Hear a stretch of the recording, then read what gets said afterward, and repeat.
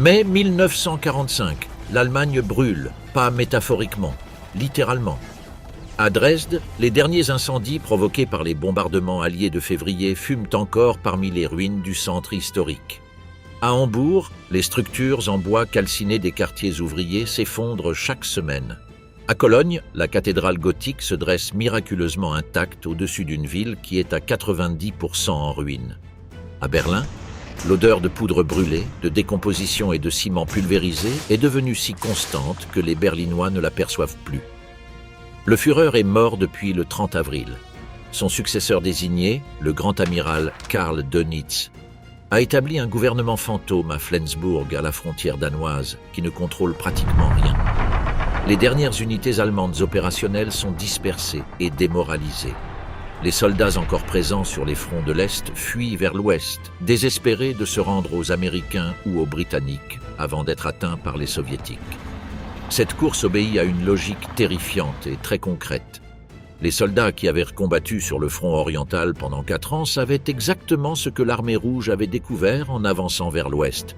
Les camps d'extermination de Treblinka, Sobibor et Belzec, les fosses communes de Babi Yar, où en septembre 1941, 33 771 personnes furent assassinées en 2 jours. Les ruines de villes soviétiques délibérément détruites. Les soldats allemands savaient que l'armée rouge n'oubliait pas, et ils avaient raison. L'historien Niall Ferguson a documenté qu'il était largement connu, même parmi les commandements alliés occidentaux, que de nombreuses unités allemandes cherchaient activement à se rendre aux Américains ou aux Britanniques plutôt que de tomber entre les mains soviétiques. Ce n'était pas de la lâcheté tactique, c'était un calcul des probabilités de survie. Le général Alfred Jodl, chef de l'état-major opérationnel de la Wehrmacht, signa la capitulation inconditionnelle allemande à Reims, en France, à l'aube du 7 mai 1945. Le lendemain, le 8 mai, l'acte fut ratifié à Berlin devant les représentants soviétiques. Avec cette signature, l'Allemagne ne perdit pas seulement la guerre, elle perdit son existence en tant qu'entité juridique. L'État allemand cessa d'exister. Ses soldats, techniquement, cessèrent d'avoir une patrie pour les protéger. Cette distinction juridique aurait des conséquences dévastatrices pour des millions d'hommes dans les mois suivants. Les chiffres de la capitulation sont d'une ampleur difficile à imaginer. Les alliés occidentaux, principalement les forces américaines et britanniques, avaient capturé environ 7,6 millions de soldats allemands. L'armée rouge soviétique en détenait entre 2,7 et 3,1 millions supplémentaires. À ceci s'ajoutaient des centaines de milliers dispersés dans les Balkans, en Yougoslavie, en Tchécoslovaquie, en Pologne, au Danemark, en Norvège et dans les territoires italiens. Le nombre total de prisonniers allemands capturés pendant toute la guerre, y compris ceux capturés avant mai 1945, avoisinait 11 millions d'hommes. Chaque foyer allemand était touché. Chaque famille allemande avait quelqu'un dans ce nombre. Et les femmes des villes détruites commencèrent à poser la même question encore et encore. Où sont nos hommes ?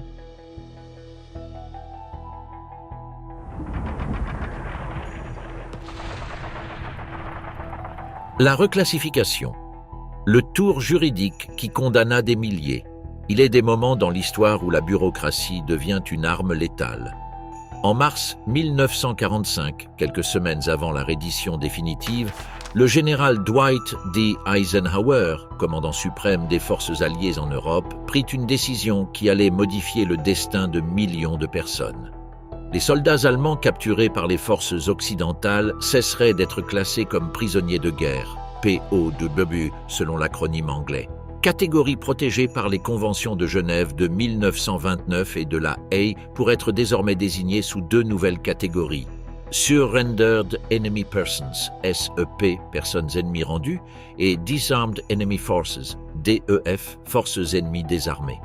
La justification était formellement irréprochable. L'Allemagne avait cessé d'exister en tant qu'État. Par conséquent, ces soldats ne pouvaient revendiquer la protection de traités internationaux signés avec une nation qui n'existait plus. L'argument présentait, du point de vue du vainqueur, une brillante logique circulaire. Ses conséquences pratiques furent brutales. La distinction entre POW et DEF n'était pas sémantique. C'était la différence entre recevoir des rations, un toit et la visite de la Croix-Rouge internationale, ou être poussés dans un camp à ciel ouvert sans aucune de ces protections. La Convention de Genève de 1929 garantissait aux prisonniers de guerre 3 droits fondamentaux: être nourris et logés au même niveau que les troupes du pays captor dans ses dépôts de l'arrière, pouvoir envoyer et recevoir du courrier et être visités par des délégués du Comité international de la Croix-Rouge qui rapporteraient en secret leurs conditions à une puissance protectrice neutre. Les DEF ne disposaient d'aucun de ces droits. L'Union soviétique, qui n'avait jamais signé la Convention de Genève, opérait selon une logique encore plus directe. Pour les soviétiques, les soldats allemands capturés étaient simplement des corps disponibles pour le travail de reconstruction. Il n'existait aucun cadre juridique les obligeant à les traiter autrement. Le délégué soviétique auprès du Comité international de la Croix-Rouge avait clairement indiqué dès le début de la guerre que Moscou ne reconnaissait aucune juridiction de cet organisme sur ses prisonniers. Le 4 mai 1945, 4 jours avant la reddition officielle, les premiers prisonniers allemands aux mains des forces américaines furent formellement transférés au statut DEF.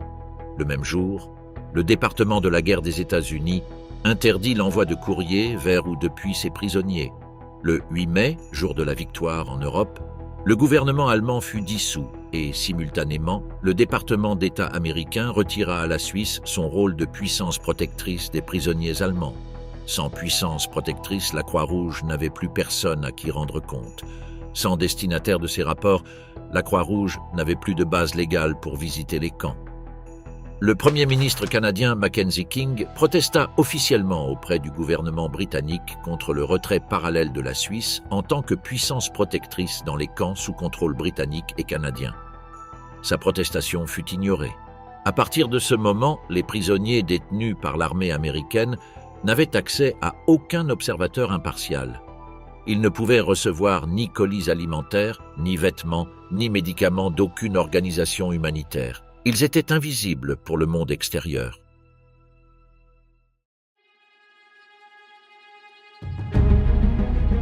Les camps de la vallée du Rhin, terres et barbelés sous la pluie. Les photographies existantes des Rheinwiesenlager restent troublantes même des décennies après avoir été prises. Des milliers et des milliers d'hommes dans les prairies verdoyantes de la rive ouest du Rhin. Pas de baraquements, pas de tentes.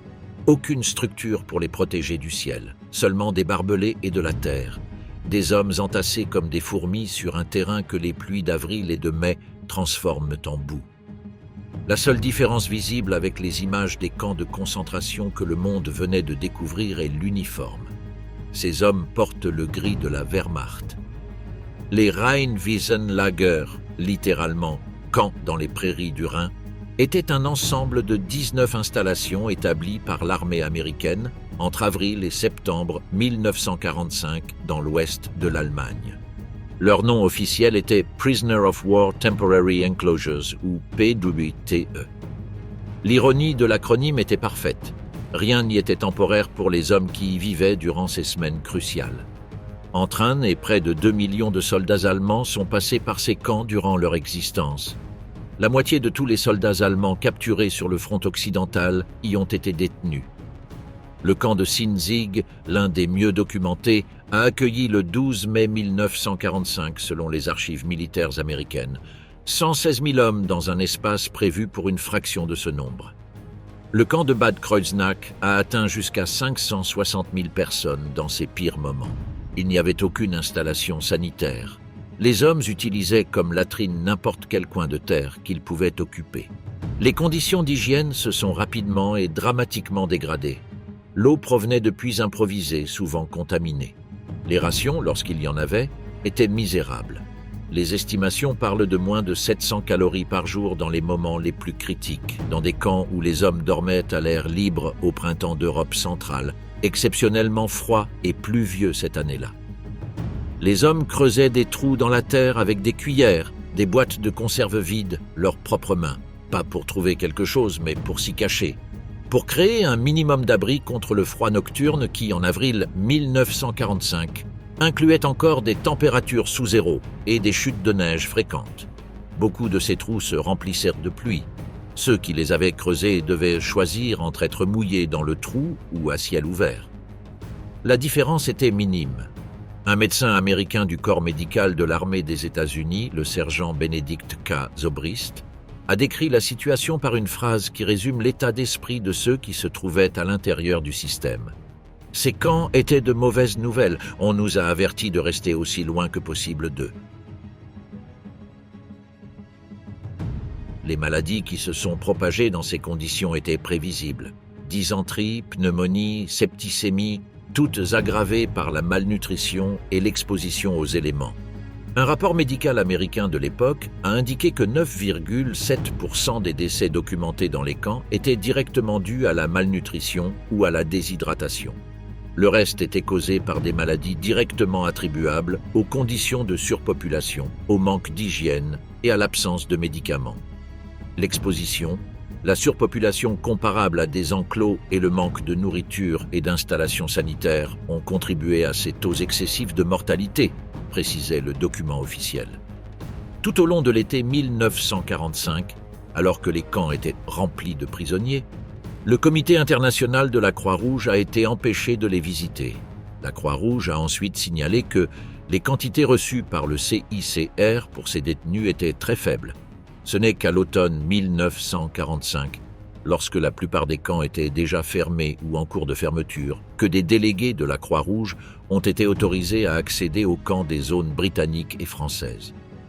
L'autorisation d'envoyer une aide humanitaire aux camps de la zone d'occupation américaine n'a été accordée que le 4 février 1946, 9 mois après la capitulation.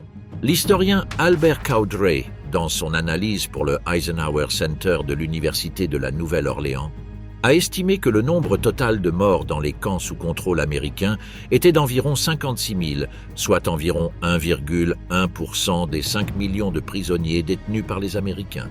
La commission Maschke, disposant d'un accès plus large aux archives et d'une méthodologie plus étendue, a relevé l'estimation des décès dans les camps occidentaux à environ 100 000.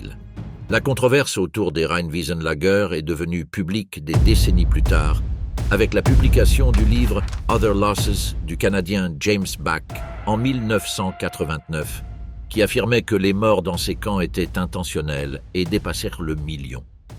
La thèse de Back a été largement critiquée et rejetée par les historiens réunis au Eisenhower Center, qui ont mis en évidence des erreurs méthodologiques fondamentales dans son analyse. Toutefois, les recherches qu'elle a suscitées ont conduit à reconnaître que les conditions dans les camps étaient, au minimum, abominables et que le nombre de morts était nettement supérieur à celui indiqué par les archives officielles. La remise à la France, le travail forcé en Occident. Le 10 juillet 1945, le commandement suprême allié, chef, transféra officiellement le contrôle des Rheinwiesenlager au gouvernement français de Charles de Gaulle. La France avait exigé 1,75 million de prisonniers allemands pour le travail forcé sur son territoire. Cette demande faisait partie des réparations de guerre, explicitement autorisées dans le protocole final de la conférence de Yalta en février 1945, où le Premier ministre Winston Churchill et le président Franklin D. Roosevelt avaient donné leur accord à l'utilisation du travail forcé allemand comme forme de compensation des dommages de guerre. La demande française n'était pas juridiquement exceptionnelle, elle constituait une pratique approuvée par les puissances victorieuses. Environ 182 400 prisonniers provenant des camps de Sinzig, Andernach, Siersaan, Bretzenheim, Dietersheim, Koblenz, Echtsheim et Dietz furent officiellement remis aux autorités françaises dans le cadre de ce transfert. Beaucoup des 740 000 prisonniers que les États-Unis transférèrent au total à la France en 1945 provenaient directement des Rheinwiesenlager. Ils arrivèrent dans un état déplorable. Un rapport de la Croix-Rouge internationale indiquait que 200 000 prisonniers déjà détenus par les Français étaient si mal nourris qu'ils étaient incapables de travailler physiquement et qu'ils ne survivraient probablement pas à l'hiver. En conséquence, les États-Unis suspendirent temporairement les transferts jusqu'à ce que la France garantisse des conditions minimales conformes à la Convention de Genève. L'ironie était parfaite. La même Convention de Genève que les Américains avaient suspendue dans leur propre camp devenait désormais la norme minimale exigée de la France pour les prisonniers qui lui étaient remis.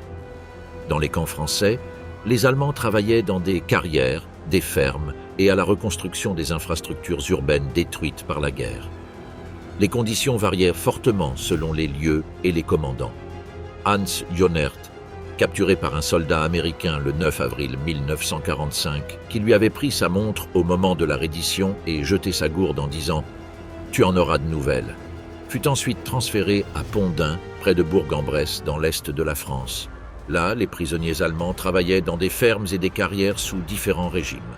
Le 9 décembre 1945, des hommes déguisés en soldats allemands lancèrent des grenades sur un groupe de prisonniers, tuant 2 personnes et en blessant plusieurs autres. Jonert fut envoyé en Allemagne au printemps 1947, 2 ans après la fin de la guerre. Mais la dimension la plus sombre du travail forcé en Occident ne fut pas celle des fermes ou des carrières, mais celle des champs de mines. Les Allemands avaient semé des millions de mines terrestres à travers l'Europe durant 6 années de guerre. En Norvège, au Danemark, en France, aux Pays-Bas et en Belgique, il existait des champs de mines qu'aucune équipe de déminage conventionnelle ne pouvait nettoyer aussi vite que les puissances victorieuses le demandaient afin de récupérer les terres agricoles et les zones côtières. La solution fut d'utiliser les prisonniers allemands eux-mêmes pour cette tâche. Le gouvernement allemand protesta officiellement, affirmant que cette pratique violait l'article 32 des Conventions de Genève qui interdit explicitement aux prisonniers de guerre d'effectuer des travaux directement liés aux opérations militaires, y compris la manipulation de munitions. La réponse alliée fut celle que l'on connaît. Ces hommes n'étaient pas des prisonniers de guerre. Ils étaient des forces ennemies désarmées. La Convention ne s'appliquait pas. Au Danemark, en vertu d'un accord entre le général allemand Georg Lindemann, le gouvernement danois et les forces armées britanniques, des soldats allemands spécialisés dans le déminage furent contraints de nettoyer les champs de mines des côtes et des terres danoises entre mai et septembre 1945. On estime que plus de 2000 prisonniers ont neutralisé plus de 1,3 million de mines allemandes durant ces 5 mois. Parmi eux, 149 perdirent la vie, 165 furent gravement mutilés et 167 légèrement blessés. Leur histoire est restée presque inconnue pendant des décennies jusqu'à sa mise en scène dans le film danois Under Sunday, Les Oubliés, sorti en 2015. En Norvège, le dernier rapport disponible, daté du 29 août 1945, indiquait que 275 soldats allemands étaient morts lors du déminage et 392 avaient été mutilés. Les rapports du quartier général allié du 21 juin 1945 faisaient déjà état de 199 morts et 163 blessés allemands, ainsi que de 3 Norvégiens et 4 Britanniques blessés comme seules pertes alliées. En France, l'historien Simon Mackenzie a documenté que, dès septembre 1945, les autorités françaises estimaient en interne que 2000 prisonniers allemands étaient mutilés ou tués chaque mois dans des accidents liés au déminage et au travail forcé. Il s'agissait d'un rythme de mort systématique, invisible au public et à l'histoire officielle.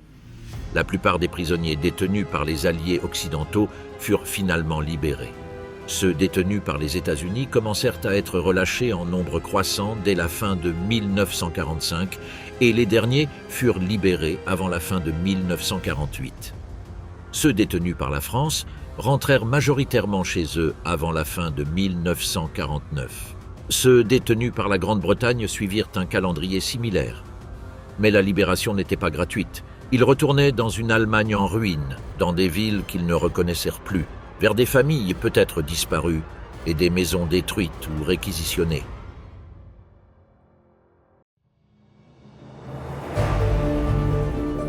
L'enfer soviétique, au-delà de la Volga. Ce qui attendait les prisonniers allemands à l'Est n'avait aucune comparaison avec les camps occidentaux, ni en ampleur, ni en durée, ni en mortalité, ni dans la froideur bureaucratique avec laquelle le système soviétique les a traités, exploités et, lorsqu'ils n'étaient plus utiles, renvoyés ou laissés mourir. L'Union soviétique gérait ses prisonniers allemands à travers le système GUP-51, la direction principale des affaires des prisonniers de guerre et internés, dépendant du NKVD, le commissariat du peuple aux affaires intérieures qui administrait également le système du goulag. Les prisonniers allemands étaient enregistrés, classés et envoyés dans des camps de travail répartis sur tout le territoire soviétique, dans les bassins miniers du Don et de l'Oural, dans les forêts de Sibérie occidentale, dans les travaux de reconstruction de Moscou, Leningrad et Stalingrad, dans les mines de charbon d'Ukraine et dans les sites d'extraction d'uranium de l'Erzgebirge et d'Asie centrale. Le travail était épuisant. Reinhold Braun, prisonnier allemand dont le témoignage a été recueilli par la chercheuse Elena Shmareva, décrivait la routine quotidienne avec une économie de mots dévastatrice. Nous recevions une soupe claire et nous nous endormions afin de pouvoir retourner travailler à 5 heures du matin le lendemain. L'officier Heinrich Eichenberg écrivait dans ses mémoires sur ce que la faim faisait aux hommes.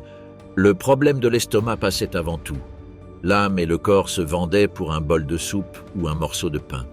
La faim décomposait les gens, les corrompait et les transformait en animaux.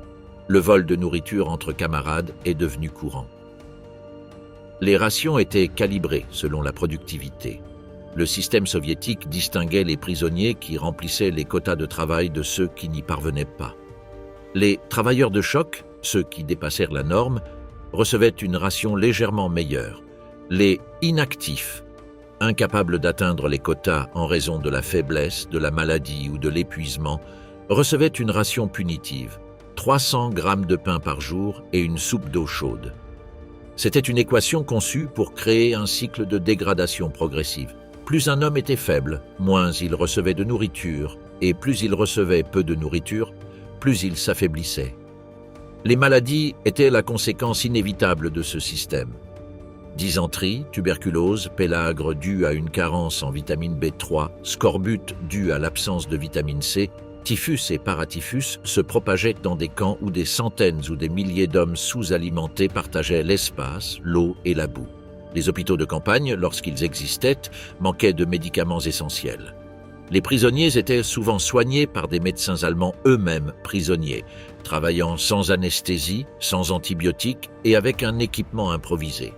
La commission Maschke, créée par le gouvernement de l'Allemagne de l'Ouest et ayant publié ses résultats exhaustifs en 1974, après des années de recherche dans les archives allemandes et occidentales ainsi que des témoignages de survivants, est parvenue à des conclusions qui ont bouleversé la société allemande. Selon ses estimations, 3 060 000 soldats allemands ont été faits prisonniers par l'Union soviétique. Parmi eux, 1 094 250 sont morts en captivité. La répartition temporelle de ces décès est encore plus révélatrice. 549 360 sont morts entre 1941 et avril 1945, pendant la guerre elle-même, mais 542 911 sont morts entre mai 1945 et juin 1950, c'est-à-dire entièrement après la fin des combats. L'historien allemand Rüdiger Overmans, s'appuyant sur une méthodologie démographique plus détaillée, a estimé que le nombre maximal de morts en captivité soviétique pourrait atteindre 1 million et a indiqué explicitement qu'il semble tout à fait plausible, bien que non démontrable, que 700 000 militaires allemands inscrits comme disparus soient en réalité morts en captivité soviétique. L'hiver 1945 à 1946 fut la période la plus meurtrière. Près de 70% de tous les décès en captivité soviétique ont eu lieu durant ces mois.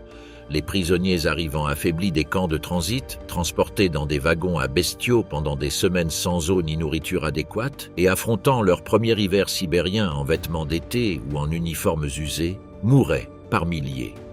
Les camps de transit de la région de Francfort-sur-l'Oder, premier point d'arrivée pour les prisonniers transférés vers l'Est, rapportaient en 1947 que 70% des prisonniers passant par leurs installations arrivaient malades. Le cas des survivants de la bataille de Stalingrad illustre l'ampleur de l'horreur avec une précision mathématique. Lorsque le maréchal Friedrich Paulus se rendit à la tête de la 6e armée allemande en février 1943, environ 91 000 hommes commencèrent la marche vers les camps soviétiques, portant le nombre de prisonniers allemands détenus par les soviétiques à environ 170 000. Sur ces 91 000, 85 000 moururent dans les mois suivant immédiatement leur capture. Seuls environ 6 000 survécurent et furent rapatriés après la guerre, souvent des années plus tard. L'historien Anthony Beevor a documenté dans son ouvrage classique sur la bataille que les camps de réception de Stalingrad ne disposaient pas d'installations médicales, de nourriture ou d'abris suffisants pour gérer le nombre de prisonniers arrivants, et que les soviétiques n'avaient pas prévu une telle éventualité. Ceux qui arrivaient au goulag dans un état physique relativement meilleur étaient affectés aux travaux les plus lourds dans les lieux les plus reculés. Les ingénieurs et les techniciens étaient séparés pour travailler sur des projets industriels spécifiques.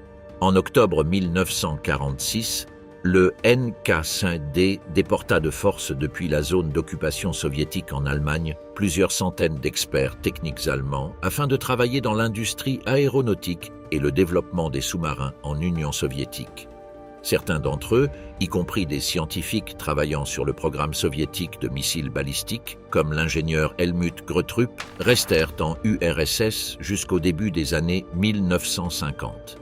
Manfred von Ardenne, physicien ayant travaillé sur le programme soviétique de la bombe atomique, reçut le prix Staline pour sa contribution. La rapatriation fut un processus long, progressif et souvent opaque. En juin 1945, les premiers 225 000 prisonniers, considérés comme malades ou physiquement incapables, furent renvoyés chez eux. En août 1945, 700 000 autres, dont 412 000 Allemands, furent libérés de la détention soviétique. Mais les conditions du retour reproduisaient celles de l'arrivée. Wagons fermés, jours sans eau ni nourriture, malades sans soins médicaux, morts s'accumulant durant le voyage. En 1947, lors de la conférence de Moscou, les Alliés s'accordèrent pour que tous les prisonniers soient renvoyés chez eux avant la fin de 1948. À ce moment-là, les Soviétiques reconnurent officiellement détenir 890 532 Allemands. Les historiens occidentaux estimaient que le chiffre réel pouvait atteindre près de 3 millions. En décembre 1946, le cardinal Joseph Frings, archevêque de Cologne, avait présenté au Conseil de contrôle allié à Berlin une pétition signée par 10 millions d'Allemands demandant la libération des prisonniers.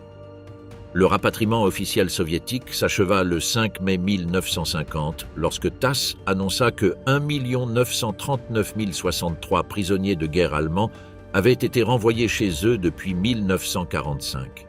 Cependant, entre 10 000 et 20 000 restaient détenus, classés comme criminels de guerre ou travailleurs aux compétences spéciales que le système soviétique ne souhaitait pas libérer. Le dernier groupe important de survivants ne rentra qu'en 1955 et 1956, une décennie après la fin de la guerre, grâce aux négociations du chancelier Konrad Adenauer avec les autorités soviétiques lors de sa visite d'État à Moscou du 9 au 14 septembre 1955. À son retour, Adenauer fut accueilli à l'aéroport de Bonn dans les larmes. La mère d'un prisonnier libéré fut photographiée le remerciant en pleurs. Le dernier prisonnier de guerre allemand connu revint d'Union soviétique en 1956.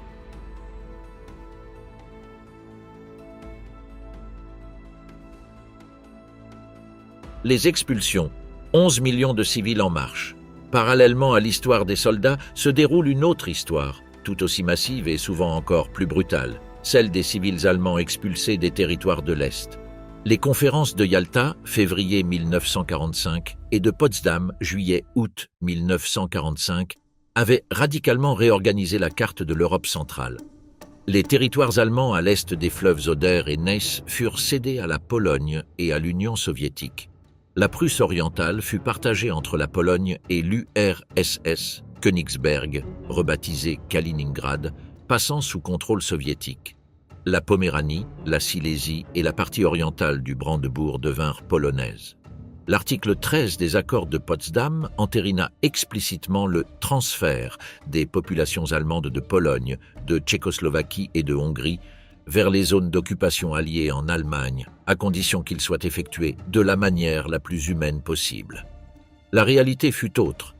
Depuis la Prusse orientale, la Poméranie, la Silésie, les Sudètes tchécoslovaques, ainsi que les régions de minorités allemandes en Yougoslavie et en Hongrie, des millions de civils commencèrent à se diriger vers l'ouest. Certains le firent volontairement, fuyant l'avancée soviétique durant les derniers mois de la guerre, par des températures de -20 degrés, marchant sur la glace de la mer Baltique en colonnes qui s'enfonçaient parfois lorsque la glace cédait sous le poids des chariots et du bétail. D'autres furent expulsés de manière plus organisée, mais tout aussi brutale après la capitulation. Les images de ces colonnes d'expulsés se répètent dans les témoignages de l'époque. Des personnes âgées portant des valises plus lourdes qu'elles-mêmes, des femmes avec de jeunes enfants attachés dans le dos, des hommes courbés poussant des charrettes contenant tout ce qu'ils pouvaient sauver de leur vie. Les conditions de transport, lorsqu'il y en avait, étaient dégradantes. Hans Freund, l'un des expulsés des Sudètes, marcha vers Dresde sous la chaleur écrasante de juin 1945, sans eau fournie par les autorités pendant le trajet. Beaucoup de personnes âgées moururent en route. Dans les camps de transit tchèques, la violence fut particulièrement intense dans les semaines immédiatement suivant la capitulation allemande. À Theresienstadt, l'ancienne forteresse transformée en ghetto par les nazis, des milliers de prisonniers allemands attendaient leur transfert dans des conditions brutales, administrées par des gardiens tchèques. Le commandant du camp de Komoto 28, Karel Vlasak, surnommé le Tigre par ses propres prisonniers, et la bête du 28, dans son dos, patrouillait avec un revolver dans une main et un fouet dans l'autre.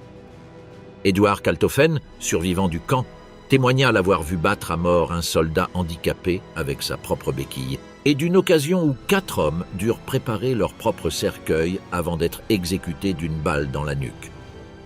Vlasak fut finalement arrêté, non pas pour ses crimes contre les prisonniers, mais pour s'être approprié leurs biens sans les remettre aux autorités supérieures. À Postelberg, aujourd'hui Postolopti, dans le nord-ouest de la Bohême, en mai 1945, des centaines d'hommes allemands furent exécutés par des milices tchèques dans les jours immédiatement suivant la libération. Des enquêtes ultérieures ont mis au jour des fosses communes contenant plus de 700 corps. La ville avait été prise par l'armée rouge le 9 mai, mais la violence se poursuivit pendant des semaines sous administration tchèque. L'article 13 de Potsdam, qui autorisait les expulsions à condition qu'elles soient réalisées de manière humaine et ordonnée, est devenu une fiction juridique. Les expulsés arrivaient dans les zones d'occupation occidentale dans un état d'épuisement tel que les autorités militaires alliées mettaient des semaines à les traiter. Beaucoup mouraient en route. Hans Wagner, médecin allemand de Prague, témoigna avoir vu des colonnes de réfugiés auxquelles les gardes tchèques arrachaient toute nourriture destinée aux enfants, renversant les bouteilles de lait avant que les enfants puissent boire. Au total, on estime qu'entre 10 et 12 millions d'Allemands ethniques furent expulsés des territoires de l'Est dans les années suivant la fin de la guerre. Il s'agit de la plus grande migration forcée d'une seule ethnie dans l'histoire moderne, sanctionnée par les 3 principales puissances victorieuses. Le nombre de civils morts durant le processus est difficile à établir avec précision, mais des estimations académiques sérieuses évoquent entre 500 000 et 2 millions de décès pendant les expulsions et le transit.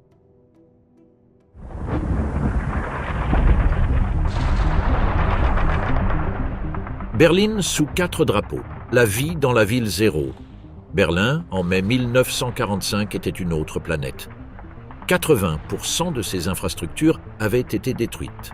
On comptait plus de 84 millions de mètres cubes de décombres, équivalent à 2600 hectares rasés. 800 000 logements avaient été détruits. Selon les estimations officielles, 52 000 civils avaient été tués lors des bombardements et des combats de rue, et 100 000 autres étaient blessés, sous-alimentés ou mutilés dans des hôpitaux improvisés sans électricité ni médicaments. L'eau courante ne fonctionnait plus. Les égouts étaient détruits. Les cadavres de soldats et de civils gisaient sans sépulture dans les rues, les jardins et les caves des bâtiments effondrés. Ursula von Kardorff, qui revint à Berlin en septembre 1945, appela la ville « une ville sans Eros ». Ces notes de journal constituent un document exceptionnel. Les femmes de plus de 30 ans paraissent vieilles, frustrées et tristes. Le maquillage couvre très peu. Fraukom, le cri qui résonnait dans toute la ville lorsque les vainqueurs revendiquaient leur droit de violer, piller et tirer, résonne encore partout. L'armée rouge entra à Berlin le 2 mai 1945, 2 jours après le suicide d'Hitler. Ce fut la première armée à entrer dans la ville, portée par un mélange d'euphorie victorieuse et de haine accumulée durant 4 années de guerre d'extermination. Staline avait encouragé la compétition entre ses commandants pour être le premier à atteindre Berlin, et les maréchaux Georgi Zhukov et Ivan Konev s'étaient disputé cet honneur. Tous deux amenèrent des armées qui avaient perdu des millions de camarades, vu leur ville détruite, libéré les camps d'extermination nazis et savaient mieux que quiconque ce que le nazisme avait infligé au peuple soviétique.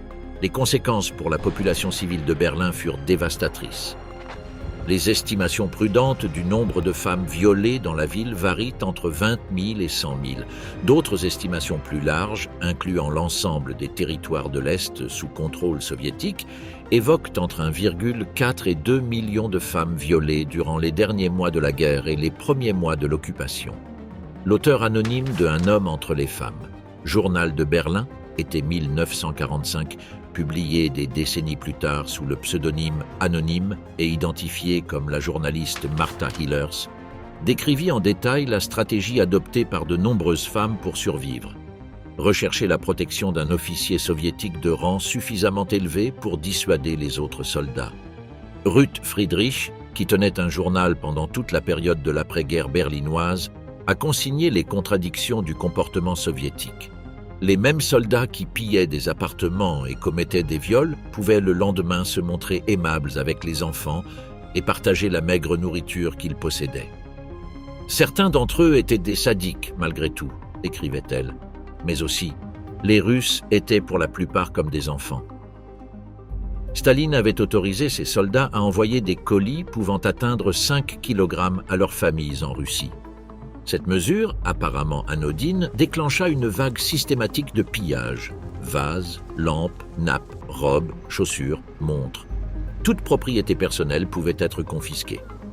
Des unités spéciales de démontage, de montagéniki, arrivèrent avec l'ordre de démanteler des usines entières. Machines, équipements, parfois même les rails de chemin de fer. Le général Nikolaï Bersarin, premier commandant soviétique de Berlin, mort dans un accident de moto le 16 juin 1945 à l'âge de 41 ans et considéré par les Berlinois comme relativement bienveillant, ordonna la production de ciment dans les usines de Rüdersdorf pour la reconstruction. Mais en même temps, les deux montagéniki vidaient les installations industrielles qui faisaient fonctionner ces mêmes cimenteries.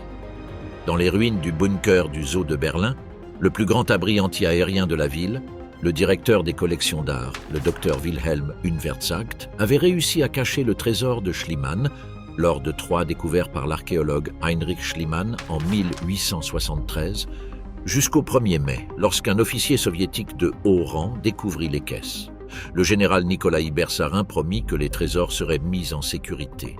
Le premier convoi partit vers l'Est le 13 mai. Le 19 mai, l'opération était terminée. Le trésor arriva finalement à Leningrad, aujourd'hui Saint-Pétersbourg, où il resta caché jusqu'à la chute de l'Union soviétique. La vie quotidienne à Berlin sous l'occupation était un exercice constant de survie. Les rations officielles n'atteignaient que 800 à 1000 calories par jour dans de nombreuses zones. Pain sombre, pommes de terre diluées, soupe sans viande, substituts de café à base de chicorée ou d'orge brûlée. Le marché noir, dont le centre était la porte de Brandebourg, à la jonction des secteurs soviétiques et occidental, devint le véritable système économique de la ville. Une montre familiale pouvait être échangée contre un paquet de cigarettes. Un paquet de cigarettes pouvait être acheté dans le magasin de l'armée américaine, la NAAFI pour les Britanniques, et échangé contre du sucre ou du savon sur le marché noir. Un manteau pouvait valoir quelques grammes de beurre. Les soldats britanniques, qui recevaient une ration de 200 cigarettes par semaine, étaient littéralement les maîtres du marché. Ils pouvaient nourrir toute une famille allemande avec 4 cigarettes Gold Flake ou Players. Les Américains avaient du chocolat et des conserves. Les femmes berlinoises apprirent rapidement le taux de change de chaque article. Autour de la porte de Brandebourg, qui portait encore les impacts d'artillerie de la bataille finale, l'activité commerciale devenait frénétique à la tombée de la nuit. Les soldats occidentaux, les civils désespérés et toutes sortes d'opportunistes se mêlaient dans des transactions clandestines où le besoin remplaçait tout scrupule.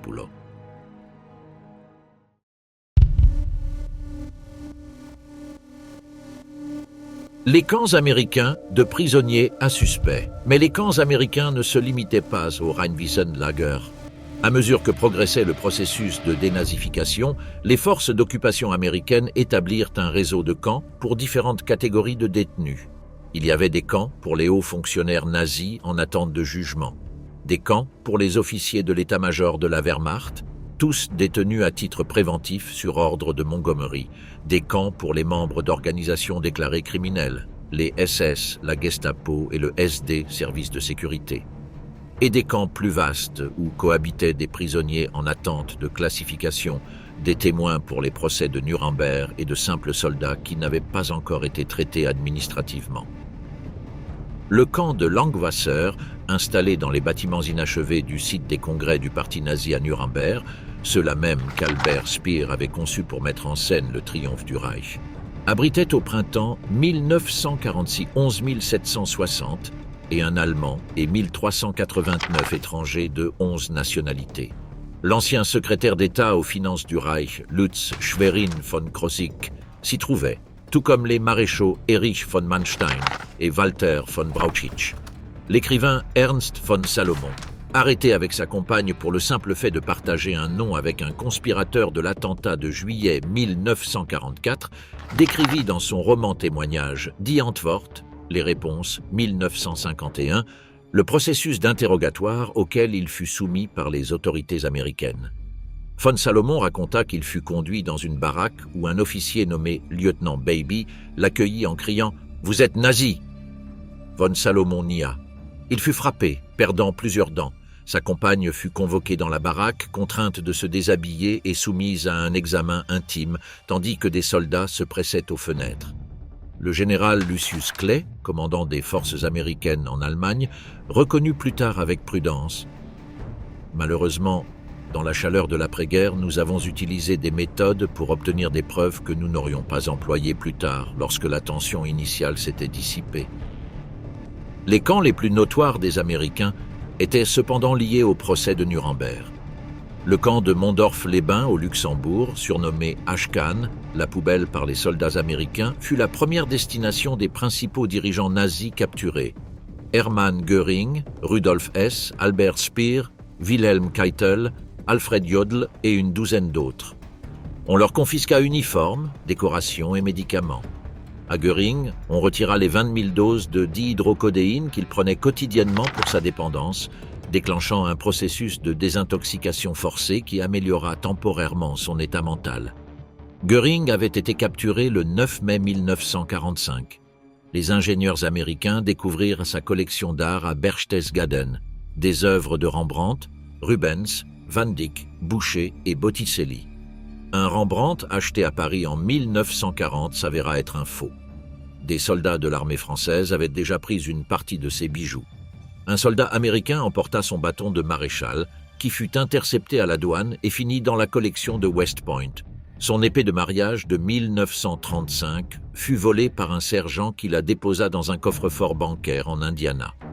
Les conditions dans les camps destinés aux hauts dirigeants nazis étaient nettement meilleures que dans les Rheinwiesenlager, mais cela ne les rendait pas confortables. Les prisonniers dormaient dans des baraquements, recevaient des rations régulières et avaient un accès limité à l'extérieur. Les gardes noirs de l'armée américaine étaient, selon plusieurs témoignages, nettement plus bienveillants envers les prisonniers que la moyenne. Albert Speer, dans ses mémoires, mentionna spécifiquement la bonté particulière des gardes afro-américains à Nuremberg. Les prisonniers des SS finissaient par établir une relation de sympathie mutuelle avec ces gardes, qui leur disaient « Toi, deuxième classe, moi, deuxième classe », et leur donnaient de la nourriture quand ils le pouvaient.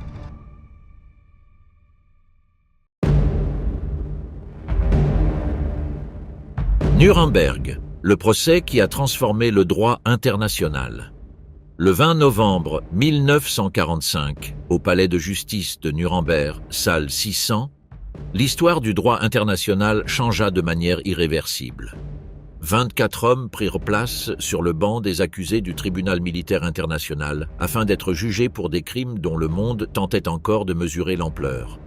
Ce procès fut le premier de l'histoire à juger un régime politique vaincu pour crimes contre l'humanité, crimes de guerre et crimes contre la paix. La salle avait été rapidement remise en état. Nuremberg était pratiquement en ruine, 90% de son centre historique ayant été détruit par les bombardements alliés. Le palais de justice avait survécu presque intact, ce qui en faisait le seul bâtiment suffisamment grand et adapté pour le procès. Le 8 août 1945, le statut de Londres établit le cadre juridique du tribunal. Il fut signé par 4 représentants, le juge Robert H. Jackson des États-Unis, le futur Lord chancelier Sir David Maxwell Fyfe du Royaume-Uni, le professeur André Gros de France et le général Iona Nikitchenko de l'Union soviétique. Ce dernier avait présidé plusieurs grands procès de Moscou durant les purges de Staline dans les années 1930. L'ironie de sa présence n'échappa pas aux observateurs de l'époque. Les accusés comprenaient Hermann Göring, ancien commandant de la Luftwaffe et numéro 2 du régime, Rudolf Hess, ancien adjoint du Führer, détenu depuis 4 ans en Grande-Bretagne et dont le comportement au procès était si erratique que ses propres avocats doutaient de sa santé mentale.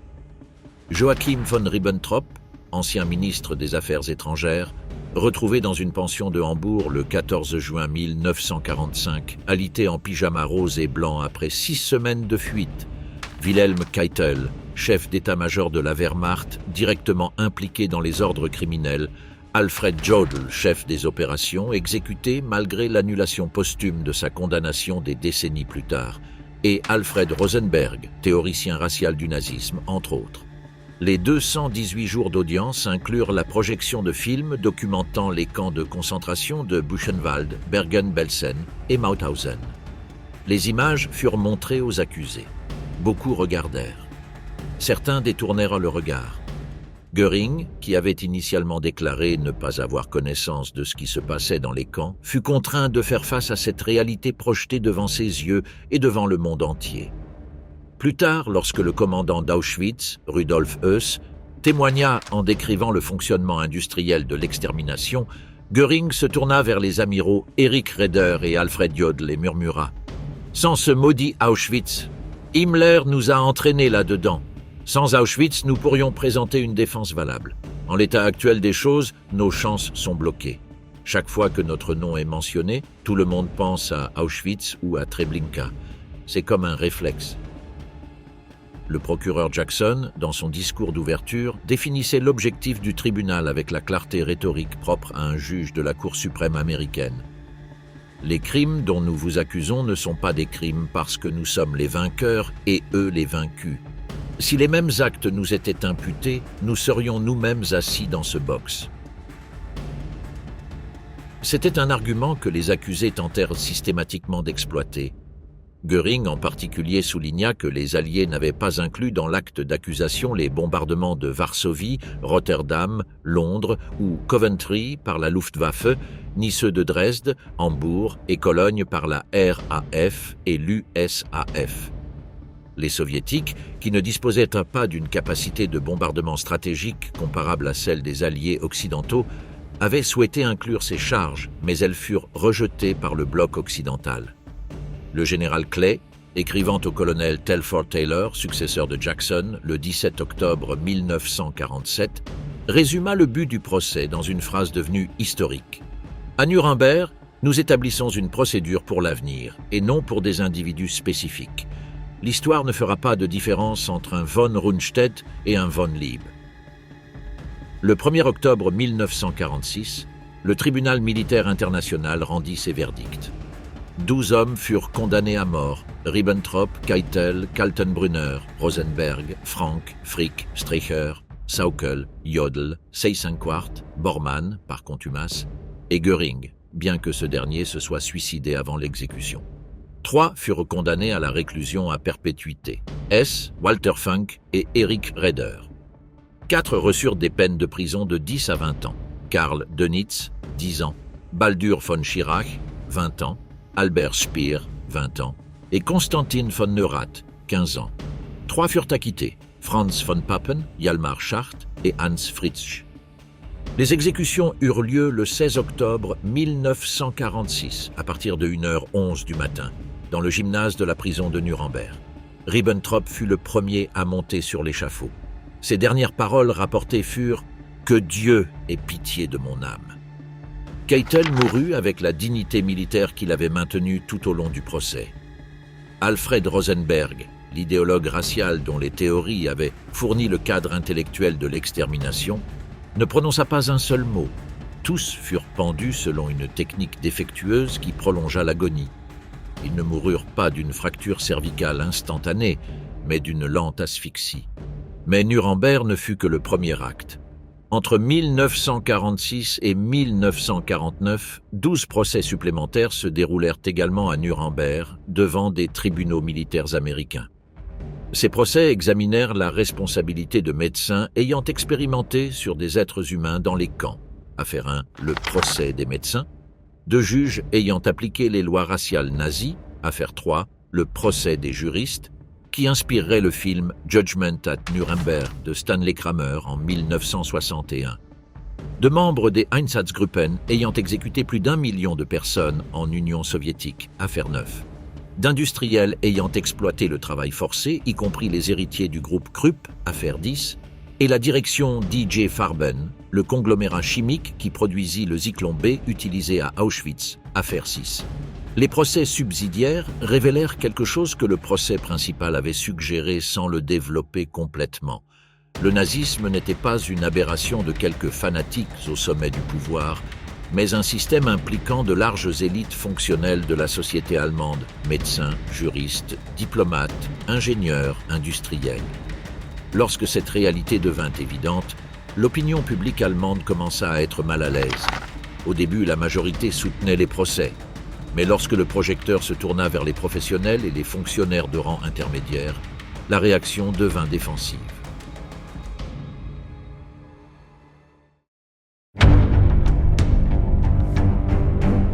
La dénazification jugeait toute une société. La dénazification fut à la fois le projet d'ingénierie sociale le plus ambitieux jamais entrepris par des forces d'occupation et l'échec le plus prévisible de l'après-guerre. L'objectif était d'épurer des institutions, de l'éducation, de la justice, de l'armée et de l'économie allemande, l'idéologie nazie. On cherchait quelque chose de pratiquement impossible.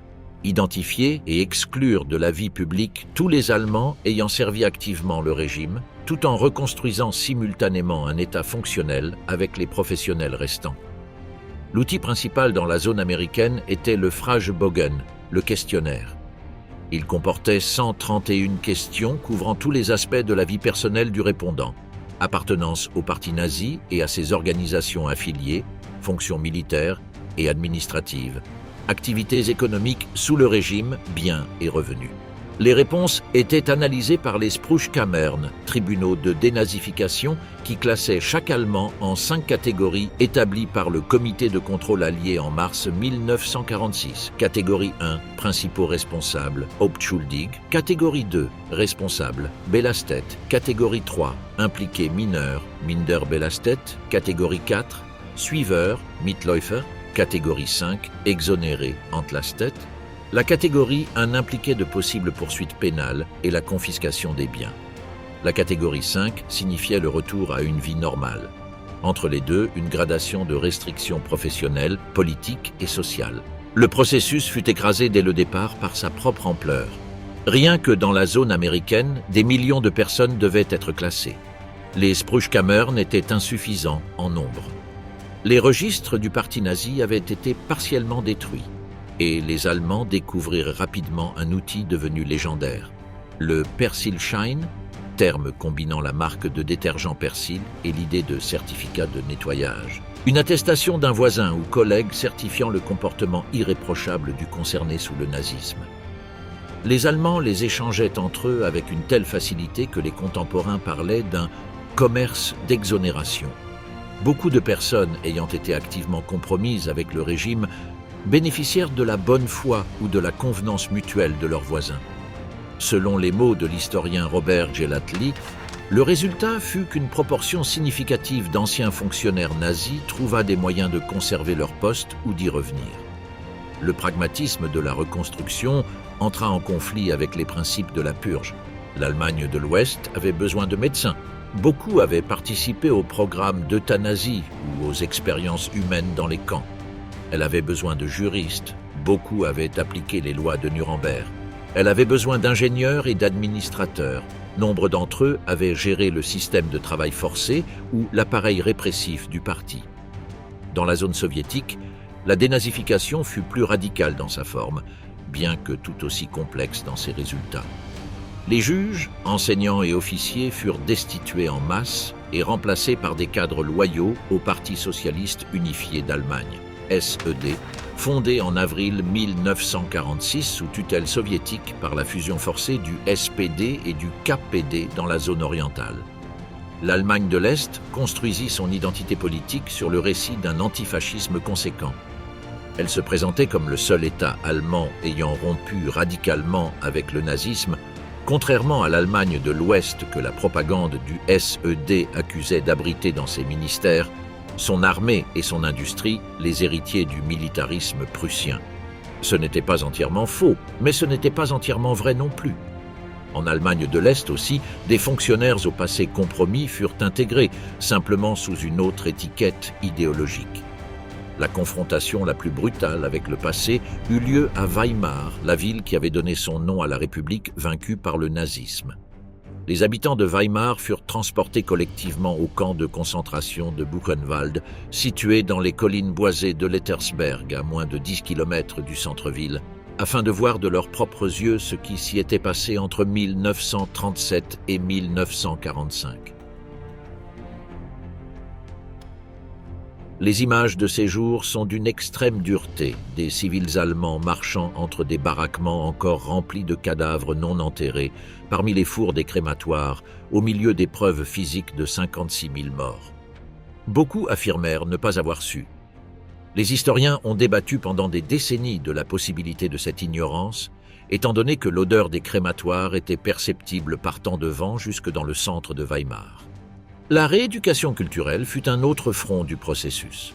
Le 6 octobre 1945 parut la première édition du Süddeutsche Zeitung, créée par le gouvernement militaire américain mais dirigée par des journalistes allemands. Les stations de radio alliées, dont RIAS, Radio in the American Sector, commencèrent à diffuser en allemand.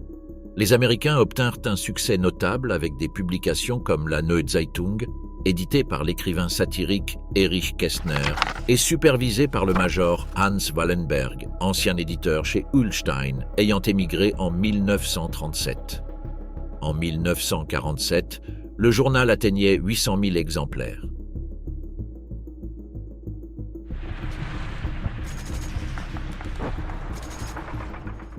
Ceux qui ne se sont pas rendus, la guérilla nazie. Tous les soldats allemands n'ont pas déposé les armes le 8 mai 1945.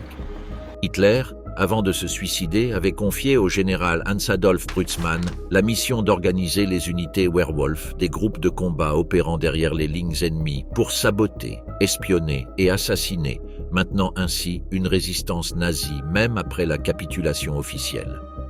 Le concept avait des précédents historiques. Les francs-tireurs français de 1870 et les guérilleros espagnols contre Napoléon. Le Werwolf nazi fut une création de la fin de la guerre, lorsque de nombreux membres des jeunesses hitlériennes et des SS fanatisés furent sélectionnés et entraînés à cette fonction. La réalité opérationnelle des unités Werwolf fut très inférieure à la rhétorique. La plupart étaient des adolescents de 14 à 17 ans ayant grandi dans le système des jeunesses hitlériennes, endoctrinés depuis l'enfance pour croire que mourir pour le Reich était le destin le plus noble. Leur entraînement était rudimentaire. Leur équipement composait des restes d'une armée en manque chronique de ressources et leur morale dépendait d'une conviction idéologique qui s'érodait avec la défaite. La résistance organisée se concentra principalement en Bavière, dans le sud de l'Allemagne et l'ouest de l'Autriche, région montagneuse offrant une couverture naturelle et une population plus favorable au nazisme. Entre le 9 mai et la fin décembre 1945, les autorités alliées enregistrèrent environ 400 incidents violents dans ces zones. 50 soldats américains furent tués et 200 blessés. Militairement, il s'agissait d'une menace marginale, mais psychologiquement, elle entretenait un climat de tension. La majorité de ces combattants appartenaient au Schutzstaffel, SS, les troupes les plus idéologisées du système nazi, responsables de l'administration des camps de concentration et de l'exécution des ordres d'extermination. Beaucoup savaient que tomber prisonnier signifiait presque sûrement être jugé pour crime de guerre. La résistance n'était pas seulement idéologique, elle était aussi une tentative d'éviter la potence. Le 3 mai 1945, quelques jours avant la capitulation officielle, eut lieu l'un des épisodes les plus étranges et cinématographiques de cette période. La bataille du château d'Iter, dans le Tyrol autrichien. Des unités SS avaient pris ce château médiéval où étaient détenus des prisonniers français de haute importance, dont les généraux Maxime Weygand et Gustave Gamelin, les anciens premiers ministres Édouard Daladier et Paul Reynaud, ainsi que Marie-Agnès Caillot, sœur de Charles de Gaulle. Les SS avaient l'ordre de défendre la position jusqu'au bout et l'autorisation de massacrer les prisonniers si nécessaire. L'un des prisonniers, le joueur de tennis professionnel Jean Borotra, qui avait remporté Roland-Garros en 1931 et Wimbledon en 1924, parvint à s'échapper et à rejoindre les lignes américaines. Les forces alliées, informées de la présence de personnalités de haut rang dans le château, envoyèrent une unité de secours sous le commandement du capitaine John Lee. Ce qui suivit n'a aucun précédent documenté dans la guerre. Le commandant local autrichien de la Wehrmacht, le major Joseph Gangl, qui fut tué au combat et reconnu à titre posthume comme héros de la résistance autrichienne, rejoignit avec son unité le camp allié. Des soldats de l'armée régulière allemande combattirent aux côtés des Américains contre leurs propres camarades des SS. Le 5 mai, environ 150 fanatiques des SS attaquèrent le château. Il était défendu par 35 hommes, des Américains, des soldats de l'armée régulière allemande et des prisonniers français eux-mêmes armés. La bataille dura des heures.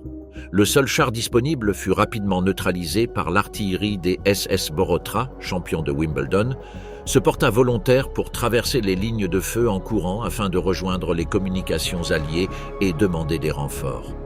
Grâce à lui, près de 10 heures après le début de l'attaque, les renforts américains arrivèrent et encerclèrent les assaillants. Environ 100 membres des SS furent capturés. Les autres furent tués. 3 jours plus tard, l'Allemagne signa la capitulation. L'épisode du château d'Iter fut aussi l'une des dernières batailles de la guerre en Europe. Dans les mois suivants, la résistance organisée se désagrégea d'elle-même. Les combattants qui n'étaient pas capturés cessèrent simplement de combattre, cachèrent leurs armes, brûlèrent leurs papiers d'identité et se réintégrèrent à la population civile sous de nouvelles identités ou en déclarant simplement leur reddition sur le front. Au début de 1950, la plupart des signes de violence organisée liés à l'après-guerre avaient disparu. Les craintes de représailles de la part des Juifs, des Slaves et d'autres populations victimes du nazisme, qui avaient motivé certains de ces combattants, se révélèrent largement infondées. La vie quotidienne, la nécessité de travailler, de se nourrir et de reconstruire une existence normale absorbèrent progressivement l'énergie restante de la résistance.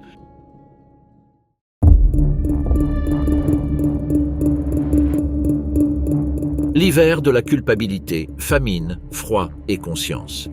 L'hiver 1945 à 1946 fut, selon toutes les données météorologiques disponibles, l'un des plus froids du XXe siècle en Europe centrale. En Allemagne de l'Ouest, pour l'hiver 1946 à 1947, on estimait qu'environ 60 000 personnes étaient mortes de froid et de faim. Victor Gollancz, éditeur et philanthrope juif britannique ayant survécu au nazisme et ayant parcouru la zone d'occupation britannique durant cette période dans le but explicite de documenter les conditions de vie allemandes, envoya chez lui une série de rapports qui choquèrent l'opinion publique britannique. Non pas parce que Gollancz éprouvait une sympathie particulière pour les Allemands, mais parce que ce qu'il voyait l'horrifiait en tant qu'être humain. Gollancz estima, sur la base des données de l'agence d'aide UNRRA, que le minimum calorique pour maintenir la vie était de 2000 calories par jour. Le niveau jugé nécessaire par l'ONU pour une personne active était de 2650 calories. En mars 1946, la moyenne dans la zone britannique d'Allemagne oscillait entre 1050 et 1591 calories. À la fin février de cette année-là, les rations avaient été réduites à 1014 calories pour les personnes ne faisant pas de travail lourd, c'est-à-dire la plupart des femmes. Avec cet apport, on pouvait survivre au lit, mais pas travailler, écrivait Gollancz. Les chiffres de mortalité infantile étaient apocalyptiques. À Dortmund, en février 1946, 46 des 257 enfants nés ce mois-là moururent avant d'atteindre un mois. La mortalité infantile était 10 fois supérieure à celle de 1944, dernière année complète de guerre. Les personnes âgées et les malades mouraient d'hypothermie dans des maisons dont les vitres étaient brisées depuis les bombardements et où le combustible ne suffisait que pour quelques heures de chauffage. Les Trümmerfrauen, femmes des décombres, sont devenues le symbole de la reconstruction allemande. Des milliers de femmes, organisées en longues chaînes humaines, déblayaient les ruines, nettoyaient les briques et rendaient les rues praticables. On estime que dans les années suivantes, elles ont dégagé plus de 500 millions de mètres cubes de décombres, assez pour construire 150 pyramides de Gizeh. Elles le faisaient contre du pain ou quelques marques. Certaines travaillaient les mains bandées. D'autres avec de jeunes enfants attachés dans le dos. Toutes le faisaient parce qu'il n'y avait pas d'alternative. Les enfants de l'Allemagne d'après-guerre constituent une catégorie particulièrement douloureuse dans les archives de ces années-là. Beaucoup étaient devenus orphelins. D'autres erraient dans des villes à moitié détruites à la recherche de proches qui ne reviendraient peut-être jamais. À Francfort, les enfants vivant dans les caves et les ruines de la ville ont développé leurs propres systèmes économiques de survie. Certains pratiquaient ce que le langage populaire allemand de l'époque appelait le Fringen, c'est-à-dire prendre ce qui était nécessaire pour survivre. Une rationalisation morale du vol lorsqu'il n'existait aucune autre option. Le major américain que les enfants berlinois surnommaient Tante Anna, était, selon les archives, l'un des clients les plus connus des enfants prostitués dans le Francfort de 1945. La relation entre les femmes allemandes et les soldats des forces d'occupation avait, dans la zone occidentale, une dimension différente de la violence soviétique, mais tout aussi complexe. Durant l'hiver 1946 à 1947, on parlait abondamment de ce que les soldats américains appelaient les Fräulein Nights. Des nuits où les hommes ne rentraient pas à leur caserne parce qu'ils avaient trouvé compagnie allemande. Les soldats britanniques recevaient 200 cigarettes par semaine, ce qui, sur le marché noir, représentait un pouvoir d'achat qui faisait d'eux, selon la métaphore du journaliste George Clare, des seigneurs de la terre avec plein droits seigneuriaux. Avec un sac de la Naafi rempli de spam, de fromage et de pâtisseries, ils pouvaient nourrir toute une famille allemande. À Nuremberg, un collègue de Clare interrogea une prostituée qui déclara que la plupart de ses clients étaient américains. You will be aloof, watchful and suspicious. Moralement, l'Europe d'après-guerre était un territoire sans carte claire. Le maréchal Bernard Montgomery, commandant en chef des forces britanniques, déclara publiquement que les 3/4 des Allemands étaient encore nazis, sans expliquer comment il était parvenu à ce chiffre. Il s'opposa également activement à l'envoi de nourriture depuis la Grande-Bretagne, affirmant que la faim constituait une punition légitime. D'autres militaires alliés partageaient cette position. Franklin Roosevelt avait déclaré, dans un moment de colère consigné par son secrétaire à la mobilisation James Byrnes, que « le peuple allemand dans son ensemble doit sentir le fouet de la guerre. Il n'y a rien de mauvais en eux, sauf qu'ils sont 80 millions. Ils devraient pendant longtemps ne manger que de la soupe au petit déjeuner, au déjeuner et au dîner. » Le tournant eut lieu en 1946, lorsque le général Lucius Clay, commandant des forces américaines en Allemagne, envoya un câble urgent à Washington. Il n'y avait aucun espoir d'introduire la démocratie dans une population affamée. Si l'objectif de l'occupation était de construire une Allemagne démocratique et stable, elle devait avoir accès à suffisamment de nourriture. Le retour, revenir à ce qui restait. Les soldats de retour constataient souvent qu'il n'y avait plus rien vers quoi revenir. Les maisons avaient pu être détruites par les bombardements. Elles avaient pu être réquisitionnées par les forces d'occupation. Elles pouvaient désormais se trouver dans un territoire qui n'était plus allemand. La Prusse orientale, où ils étaient nés, était désormais soviétique ou polonaise. Le village de leurs parents en Silésie portait désormais un nom polonais et ses habitants parlaient polonais. Leurs familles avaient pu mourir, elles avaient pu fuir, elles avaient pu être expulsées. L'écrivain Heinrich Böll a décrit l'expérience du retour dans une série de nouvelles écrites entre 1945 et 1951, devenu parmi les textes les plus importants de la littérature allemande d'après-guerre. Dans son récit « Mein Onkel Fred », Mon oncle Fred, Le protagoniste revient de la guerre avec une boîte de cigarettes et exige du pain, du sommeil et du tabac. Il s'allonge sur un canapé et reste immobile pendant des mois. Dans Als der Krieg zu Ende war, quand la guerre fut finie, le narrateur décrit le retour comme une expérience de rupture radicale. Les plus chanceux trouvaient à la maison debout, de la confiture dans le placard, des pommes de terre à la cave. L'entreprise les réembauchait. Le processus de dénazification était comme aller chez le coiffeur. Ils passaient par la dénazification comme on va chez le coiffeur pour se raser une barbe gênante. Et les jours de fête, ils pouvaient parler de leurs médailles. Mais Bull décrivait aussi les autres, l'homme qui revenait pour ne trouver qu'un vide là où se trouvait sa maison, celui qui continuait à marcher parce qu'il n'y avait nulle part où s'arrêter, celui qui ramassait des mégots à la gare parce que, dans son camp de prisonniers, il avait vu des officiers le faire pour avoir quelque chose à fumer, et il ne pouvait plus se défaire de cette habitude. Le retour depuis les camps soviétiques était particulièrement traumatique.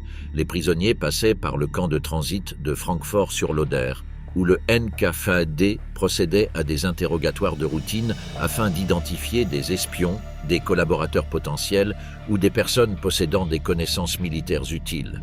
70% de ceux qui arrivaient dans ce camp étaient malades. Beaucoup avaient perdu des dizaines de kilos au cours d'années de travail forcé.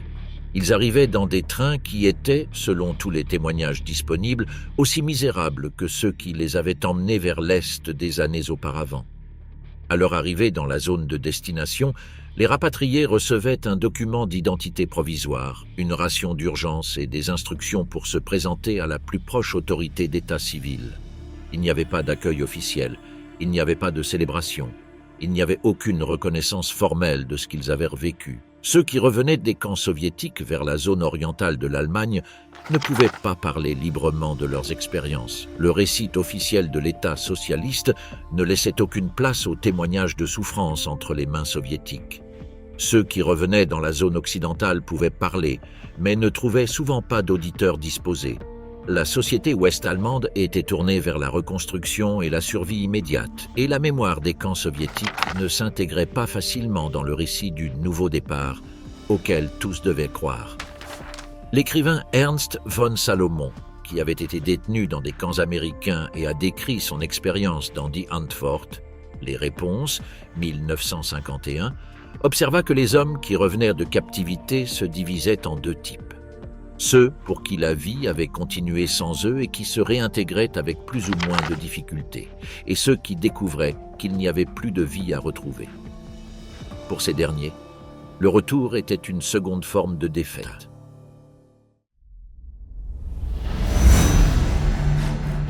Les deux Allemagnes, le miracle et son prix. Des ruines physiques et morales de 1945 émergèrent, dans les années suivantes, deux États allemands au destin radicalement divergent. La réforme monétaire de juin 1948 dans les zones occidentales fut le premier grand acte de refondation économique. Le Reichsmark, devenu inutilisable à cause de l'inflation, fut remplacé du jour au lendemain par le Deutsche Mark. Le changement fut brutal. Chaque adulte en Allemagne de l'Ouest reçut 40 Deutsche Mark comme capital initial. Toutes les dettes et tous les actifs financiers furent convertis à un taux qui pénalisait les grosses épargnes et les actifs liquides. Le marché noir disparut presque instantanément. Soudain, il existait une monnaie ayant de la valeur et des produits étaient disponibles dans les magasins pour ceux qui pouvaient les payer. L'effet fut, selon tous les témoignages de l'époque, presque magique par sa rapidité. Elena Scriabina, qui avait observé le marché noir de la Rhénanie avec l'expérience d'une survivante du siège de Leningrad, décrivit comment, dans les jours suivant la réforme, les magasins restés vides pendant des mois se remplirent soudain de produits. Le kilo de fraises tomba à 25 marks, les cerises à 12. Les bars de Berlin se remplirent d'Allemands buvant leurs réserves de Reichsmark avant qu'elles ne deviennent totalement inutiles. Le plan Marshall, dont la mise en œuvre commença au début de 1948, apporta le capital étranger nécessaire à la reconstruction. Les crédits américains arrivèrent au moment exact où l'économie ouest-allemande avait besoin de cette injection. Relancer des usines encore debout mais sans matières premières, reconstruire les infrastructures de transport, financer des entreprises voulant embaucher mais manquant de liquidités. Le résultat fut le Wirtschaftswunder, le miracle économique allemand. En moins d'une décennie, l'Allemagne de l'Ouest devint l'économie la plus dynamique d'Europe occidentale. À l'Est, le processus fut différent par sa nature et sa vitesse. Les Soviétiques commencèrent dès les premiers jours de l'occupation le démantèlement systématique des industries de la zone orientale. On estime que 200 à 300 usines furent démontées et transférées en Union soviétique dans les premiers mois suivant la capitulation. Les rails de chemin de fer furent arrachés. Les machines des usines furent chargées dans des trains partant vers l'Est. Les tensions entre les alliés occidentaux et l'Union soviétique s'accrurent constamment à partir de l'été 1945. Lors des élections libres de Berlin en octobre 1946, le SED, parti contrôlé par les soviétiques, n'obtint que 19,8% des voix, loin derrière le SPD social-démocrate et le CDU conservateur. Les soviétiques avaient tenté de gagner en popularité au début de l'occupation en distribuant de la nourriture. Les Berlinois avaient retenu à la fois cette générosité apparente et les pillages et viols commis loin des caméras. Le 30 mars 1948, après des mois de désaccords croissants sur l'administration commune de l'Allemagne, l'Union soviétique se retira du Conseil de contrôle allié. Le gouvernement conjoint de l'Allemagne cessa d'exister. En juin 1948, les Soviétiques imposèrent le blocus de Berlin. Ils fermèrent toutes les voies terrestres et fluviales reliant les secteurs occidentaux de la ville aux zones d'occupation occidentale. Il s'agissait d'une tentative de forcer les alliés occidentaux à abandonner Berlin ou à accepter les conditions soviétiques concernant l'avenir de l'Allemagne. La réponse américaine fut le pont aérien de Berlin, l'une des opérations logistiques les plus spectaculaires de la guerre froide. Pendant 323 jours, entre juin 1948 et mai 1949, des avions américains, britanniques et français atterrirent aux aéroports de Tempelhof, secteur américain, et de Gatow, secteur britannique, avec une fréquence qui, aux moments les plus intenses, atteignait un avion toutes les 90 secondes. Au total, les puissances occidentales effectuèrent 278 228 vols transportant 2,3 millions de tonnes de charbon, de nourriture et de fournitures aux 2,2 millions d'habitants de Berlin-Ouest. Le pilote Geil Halvorsen, surnommé le Resin Bomber, après avoir commencé à larguer des chocolats et des chewing-gums avec de petits parachutes improvisés aux enfants rassemblés autour des aéroports, devint un symbole de la relation entre l'Allemagne de l'Ouest et ses anciens ennemis américains. En mai 1949, les Soviétiques levèrent le blocus. Ils avaient perdu cette manche. Berlin-Ouest resta occidental. Le 23 mai 1949, la République fédérale d'Allemagne fut proclamée avec Bonn comme capitale provisoire.